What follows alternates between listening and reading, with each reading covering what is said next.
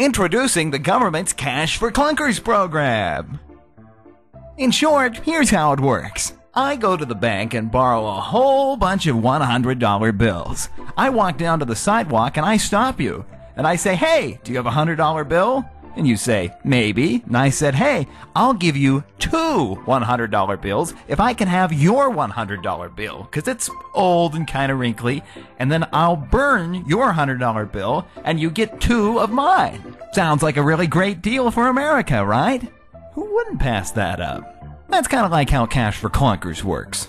I trade in my old car, get $4,500 for the government, even if my car's only worth half that, so long as I buy a new, fuel-efficient car. So long as it's in drivable condition. I've owned it 1 year. It was built between 1984 and 2001 and gets less than 18 months down. But what happens to that old clunker? They're resold to other people, right? Wrong. The very doctors who are trained to get the most life out of your automobile turn into butchers. They drain the oil, pour sand into the engine, and run it until the engine explodes. It's not that they want to. They have to do it to get reimbursed by the government for the $4,500 they gave you. Then they sell your car to a wrecker for scrap so it can be crushed. If they can find a wrecker who wants to buy a car with a blown engine, since reselling old engines is half their business. It may end up at a metal recycler, where the car is smashed into a cube and melted down. But that's okay, because they're just clunkers, right? A bunch of old beat-up cars. Well, sure, some of them are. A lot of them are high mileage and very low gas mileage and very bad condition. Of course, some of them might have been in good enough condition that maybe a single mother could have driven it, a college student, a poor immigrant family. Not that that really matters. None of the cars will be in good condition when they're done with them. I mean, who'd want to drive that? Oh, and you wouldn't want some low-income family driving that minivan. Oh, that car is so 1990s. Oh, get it out of my sight. Crush it now. So, in recap, the government borrows money to pay you to have a dealer crush your car.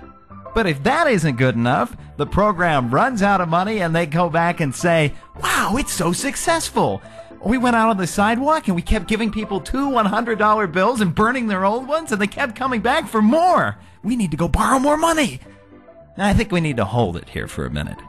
Let's take a look at how the rest of the world lives.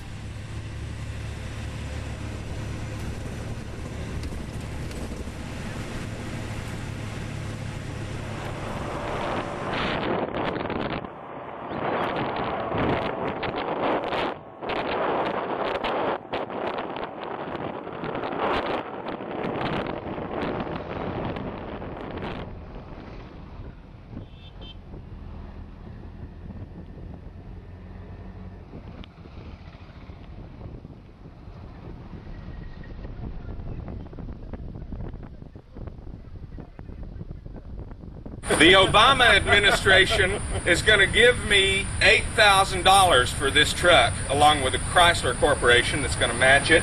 I'm going to get $4,500 from Obama, $3,500 from the Chrysler Corporation. They're going to take this nice truck that has nothing wrong with it, and they're going to demolish it.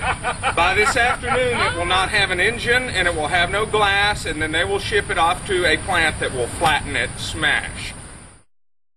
If our country is so wasteful that our consumerism has risen to the level of automobiles, we deserve to fail.